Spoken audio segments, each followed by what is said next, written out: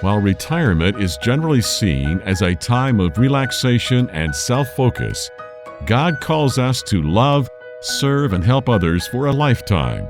He has been preparing us for this retirement season, literally our entire lives. In retirement, countless Christians enter a state of spiritual dormancy, not knowing how they are called to have an impact for God's kingdom. The Retirement Reformation seeks to encourage and empower the 50 million Christians approaching or in retirement to embrace the calling God has been preparing in them. When the world says it's time to stop, you can begin to have your greatest impact. Welcome to iRetire4Him, the mouthpiece of the Retirement Reformation, where our goal is to journey from retirement to reformation so you can say, I retire for Him. Reaching out to the 50 million Christ followers in America who are already in retirement or are fast approaching, you've tuned into iRetire4Him, the mouthpiece of the Retirement Reformation. I'm your host, Jim Brangenberg, along with the founder of the Retirement Reformation, Bruce Brynsma.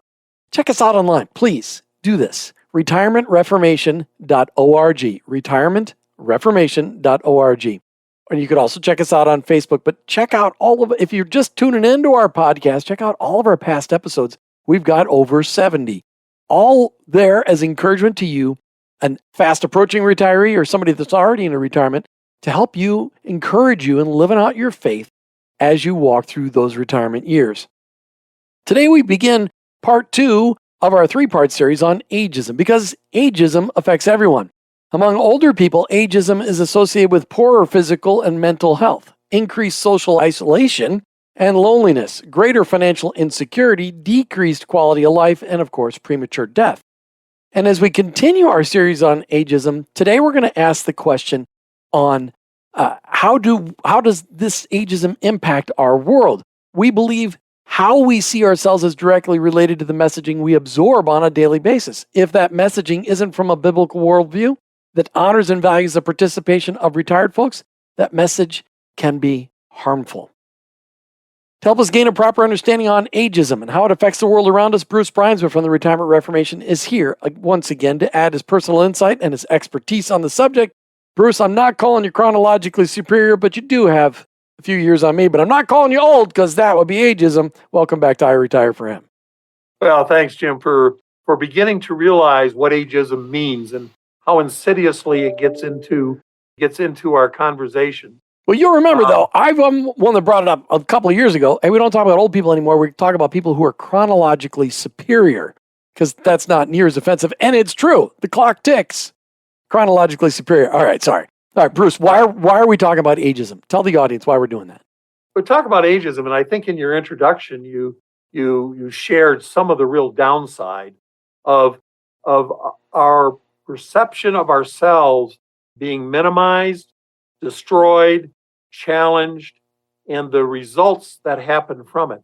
I think it's true at any age, but it's really particularly insidious during what we call the retirement years. One of the reasons is because we have the most time, we have the most experience, we have the most wisdom, and so we ought to be at the peak of our relational powers. We should be at the peak of God's wisdom being expressed through us.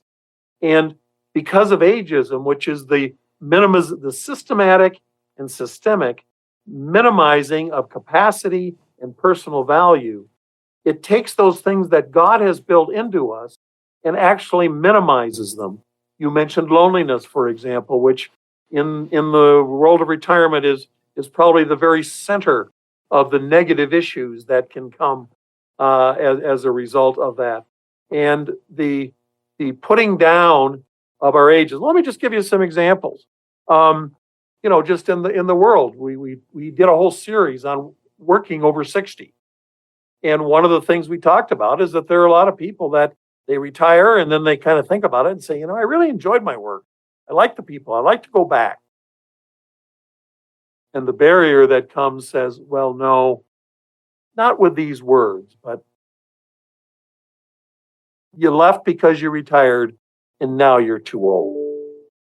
Another one, the whole job is, I have a friend of mine who's 62 and he's looking for a new job and it's tough. because in the conversations of the application, even though they're not supposed to ask about that, the age is there. And for no apparent reason, he's not selected. The way that we as a society unfairly privilege one age group over another. On the other hand, you got a positive one, and that once you hit 55 or 60, you get a discount at the store. And, that's a plus. Viewing older people as being out of touch, less productive, or stuck in their ways. I think the technology is one of the things that has differentiated older people from younger people, and younger people say, well, Grandpa, he just doesn't know how to do that. And when you say someone doesn't know how to do that, that also means they're not capable of learning how to do that. They are less than. And so it creates barriers. I don't know, Bruce, my dad is almost 90, and I've been trying to teach him how to use his iPhone for 5 years. I'm not sure. It just seems like it just doesn't make sense. Sorry, it's the iPhone thing. It's the iPhone thing. Okay. Yep, I understand. On the other hand, I'm 81, and I probably know more about technology than a bunch of folks that are 20 years younger than I am. No question about that. And so it's also, what are you interested in? What are you willing to give yourself to do it? But then the society then takes those stereotypes and turns them, and the negative leverage that comes from that is really hurtful, and it's culture's way of guiding our pathway in life rather than God guiding our pathway in life, whether you know how to use an iPhone or not. Right. It's a blanket application of something that may apply to one person, but it doesn't apply to 30 or 40 million. That is right. And so we become aware of ageism through culture. We then apply those stereotypes to the people that we know. Hey, we talked about often, this is really kind of blunt, but what does the church say to older people? Hey, why don't you go be in your own small group with all your own people? Absolutely. Oh, no, they say one thing first: don't stop giving. Oh, yeah. Yeah, you can't forget that. They were aware enough to know that that's critical. But then the second one is, in the vernacular that I use, just don't be grumpy. Stand aside. Don't stop any of the really important work that we have. Talk to these young couples or others about Jesus, when in fact the older people are leaving the church in droves, because the inherent message is you don't have value. Let me just add one more thought. Talking with someone the other day, and they were in charge of the senior ministry at a very large church, and I said, define your program to him, and he kind of looked away for a minute, and then he kind of looked at me, and he says, well, to be honest, it's 2 lunches a month and 1 trip a quarter.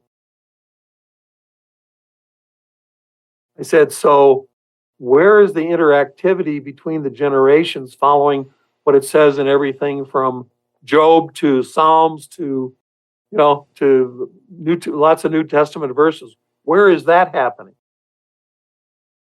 And there was a pretty long silence. And finally said, well, to be perfectly honest, it's not. I'm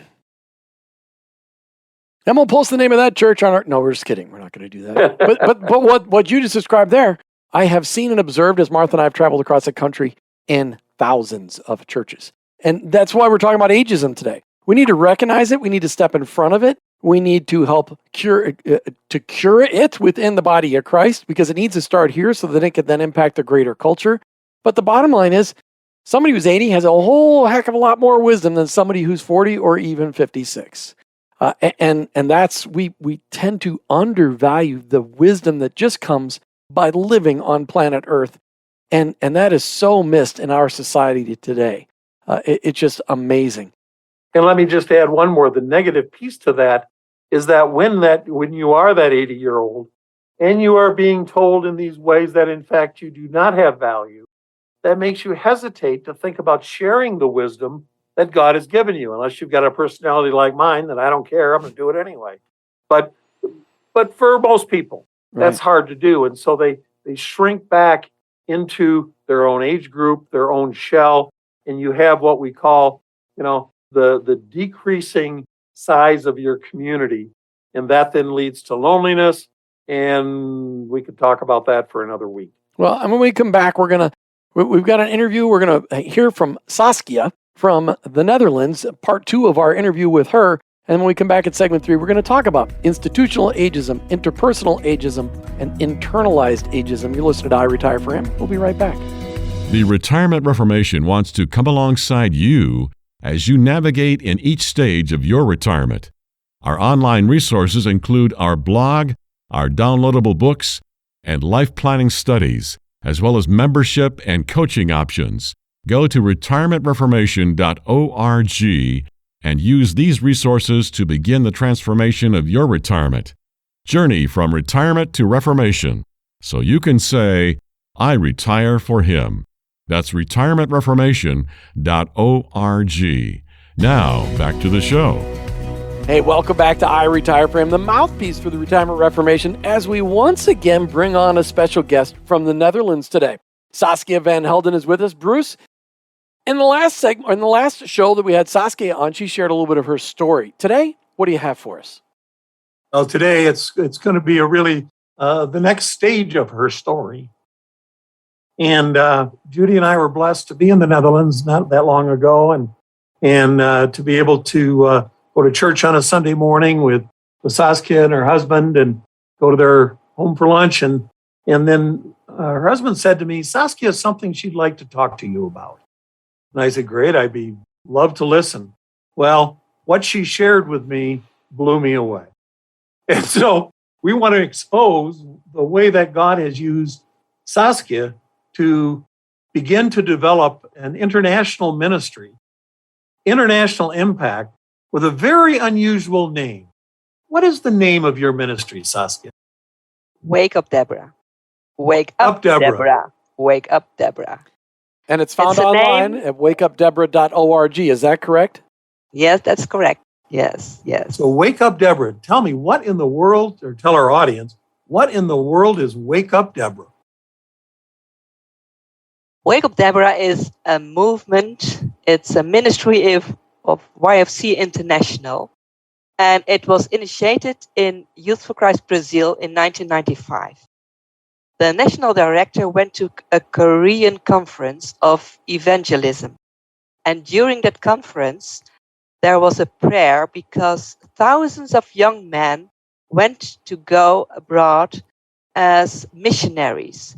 And the prayer during the conference was a prayer of thanksgiving to God for all the moms that had been praying for those missionaries. So the national director of Youth for Christ Brazil, he was impressed and said, that's a key factor. That's a key factor in bringing the gospel to the young generation. We start to pray for them. And I'm married to Martin, and he used to be a member of the board of Youth for Christ International. And once a year, I joined him on a journey to a conference or whatever.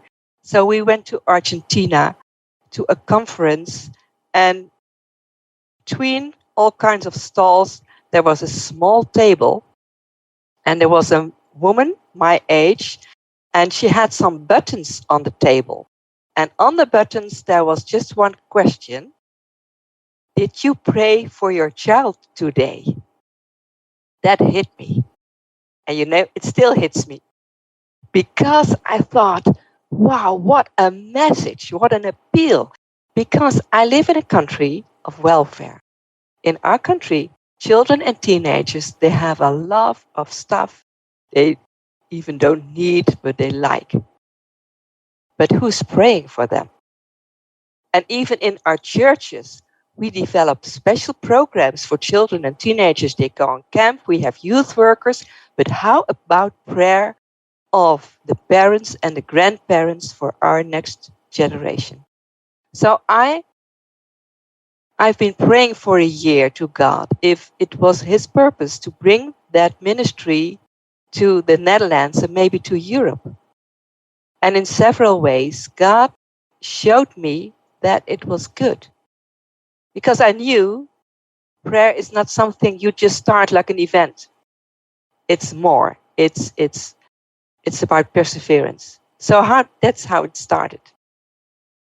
And where does that name come from? Who is Deborah? Deborah. Deborah is a courageous woman from the Bible. And the book of Judges, chapter 5, we read about her. She is a judge and she's a very wise woman. And it was a time that more than once the Jewish people were disobedient. And to bring them back to God, God all the time sent them an enemy to attack them. And then they returned to God. So during the period of Judge Deborah, again, Israel was disobedient and God sent the people of Canaan by King Jabin and Sisera, the commander. So the Israelites, they get scared again and they complained and whipped. And so God said to Deborah, there's a man who can be the victor of the Canaanite people. But Barak, he didn't dare to go along. And Deborah, she was the woman that went with him, and on the front of the army, she didn't battle herself, but she was on the front, and she stand up as a mother of Israel to represent God in this society again. And that's why our ministry is called after this courageous woman. It does take courage to be able to step out into new areas that God has prepared you for, but you may not even be aware of it. And then to be able to be called to that. So wake up, Deborah. And you have a book that you have written that describes the ministry and the ministry of older people praying for younger people. And that book has been now translated into how many different languages? I think it's about 7 or 8 different languages. It's the book of faith, prayer, and teenagers.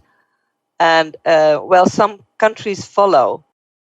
And I think the book is attractive because it's a very practical book. Many people do not know how to pray regularly for their children or grandchildren. They treat God a bit like Santa. They think, I've prayed today for their wellness and their health and good friends. What shall I pray tomorrow? But praying for young ones is having a relationship with God, what God is doing in their lives, and also having a living relationship with the children themselves to know what's important in their lives. So Faith, Prayer, and Teenagers encourages people to pray for the young ones. The thing that I was amazed of was that, in fact, that ministry of Wake Up Deborah has not yet crossed the oceans to come to America. And so hopefully through the Retirement Reformation, we can change that. But then you realized, I think, that there was another problem, if I remember our conversation well. And the problem had to do with the teenagers themselves. So what was that problem, and how did you step into beginning to answer that? Yes, Wake Up Deborah is active in the Eastern European countries. There is a collaboration between churches, Youth for Christ, and day centers. In the day center, children come from broken or poor families. After school, they get a meal, nice program. And the church members who are involved, they adopt the children to pray for. So there's a praying relationship between children and church members. And we train the churches and we train the prayer coordinators how to do that. But after a while, we were thinking, how about learning young teenagers how to pray?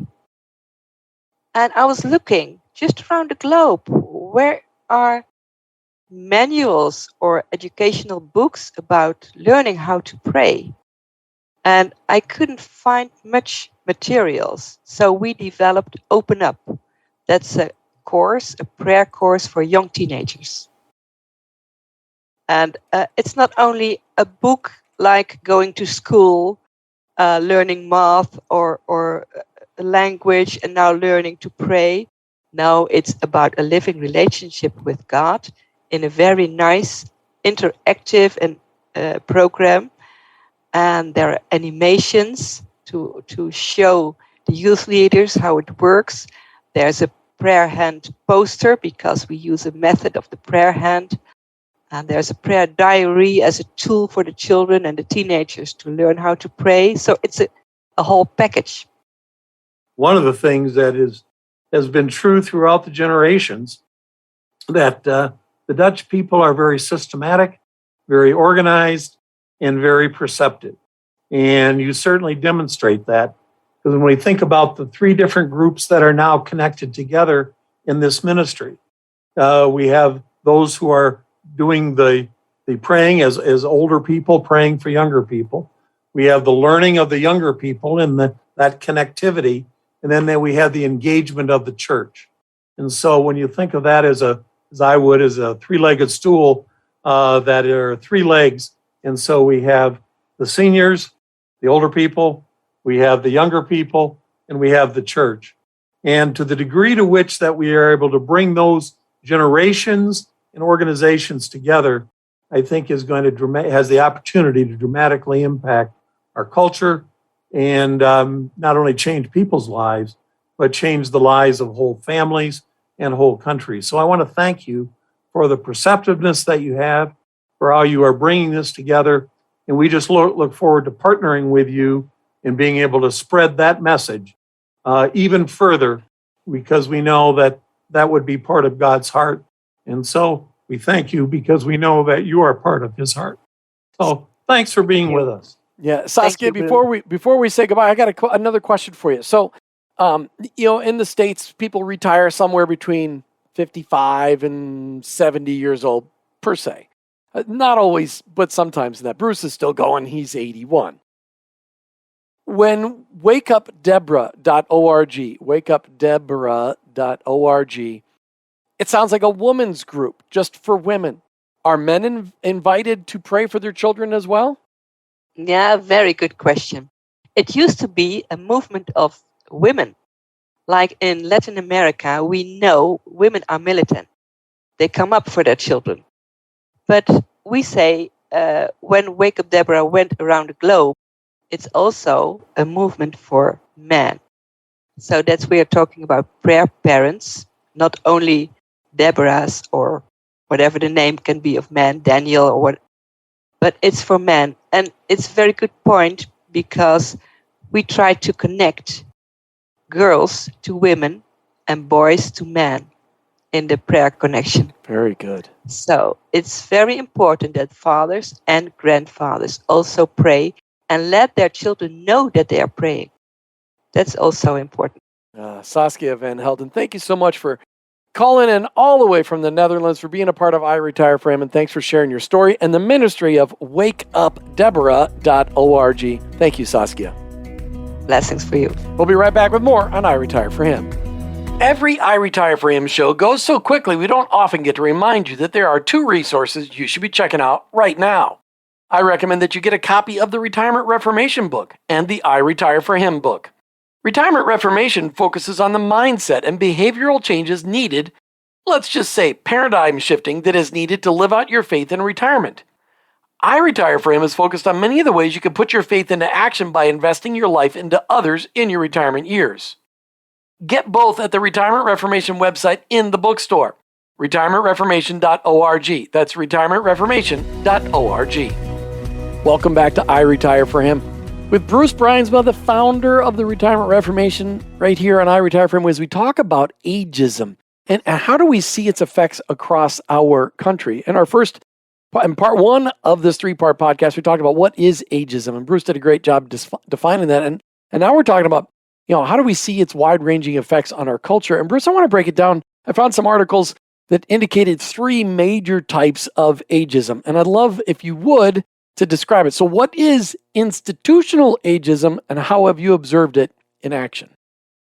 So when we break them down in that way, which I think is a pretty way to help us to understand it, I think it's pretty clear. So institutional ageism when an institution, a church, the church, a church, a business, a organization of some kind, when an institution perpetuate ageism through its actions and policy. We see conversations with mission organizations all the time where, well, when is it that you need to retire as a missionary? And the conversation is it 65? Is it 67? Is it 70? Is it 75? When is it? But inherent in there, it says there is a point when your capacity is diminished and you no longer have value, and we are going to institutionalize that age. After that age, you are now old. And it has impacts in lots of different ways. You'd like to think that those things aren't, that it doesn't work that way, but that's the way it works. A second one. How about is interpersonal ageism? Talk to me about that. Yeah, that's in that area of social interaction. And so, some of it's nice and it's subtle. Judy and I go to the gym most mornings around 5:00, and as we're walking in, there's always others that are walking in, and if there's someone else walking in with us, typically a male, he will hold the door for me as well as for Judy. And so what he's saying is, I realize that you're old and you may need some help, and I want to give deference to that. So it's a very nice. Or, out of respect for your wisdom and the years you've walked before me on this planet, I hold the door open to you out of respect, because that would be why I would hold the door for you. And I would appreciate that, and we would become friends. However, in those social environments, it's also, I'll see, frankly, after I sit for a couple hours, I'm a little stiff. So when I'm getting up out of the chair, it's like, it's a struggle a little bit to get up. So if I'm somewhere where there are other people around, somebody will grab my elbow or something, and I don't want to smack them one. But on the other hand, I appreciate it. And so there's that social suggestion that there is less than, and sometimes with the greatest of heart, but the message is still there. The message is still there, and it still does impact. So what's the third one you want to ask me about? I want to talk about internalized ageism and how you're dealing with it personally.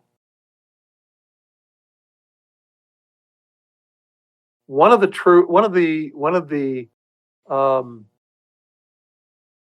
pieces of wisdom that God has imparted to me is to, in almost every situation, to ask the question, let's figure out what's true, and then let's go from there.